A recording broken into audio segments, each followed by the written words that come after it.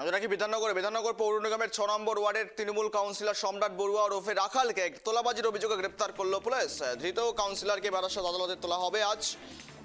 এলাকায় দেবরাজ চক্রবর্তীর ঘনিষ্ঠ তথা ছায়াসঙ্গী বলেই পরিচিত এই সম্রাট বড়ুয়া। তার গ্রেপ্তারকে ঘিরে রাজনৈতিক মহলে শুরু হয়েছে জোর চর্চা।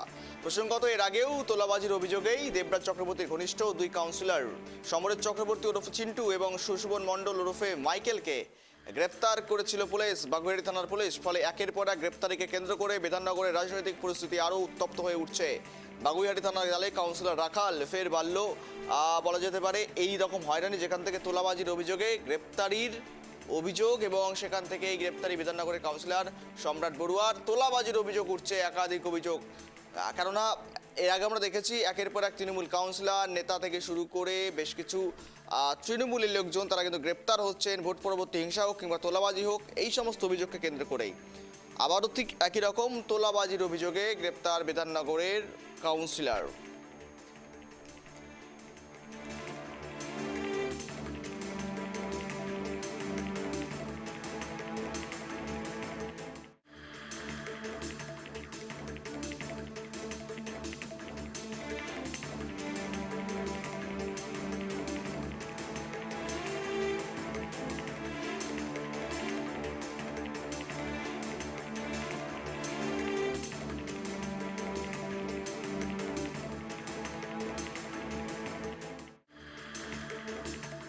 কথা বলি আপডেটেই, সঙ্গে রয়েছে প্রতিনিধি পলাশ নস্কর। পলাশ, তোলাবাজির অভিযোগ ফের গ্রেপ্তার তৃণমূল কাউন্সিলর। এবার বিধাননগরের এই কাউন্সিলর সম্রাট বড়ুয়া গ্রেপ্তার, এর আগেও দুজন কাউন্সিলর গ্রেপ্তার হয়েছে দেবরাজ ঘনিষ্ঠ।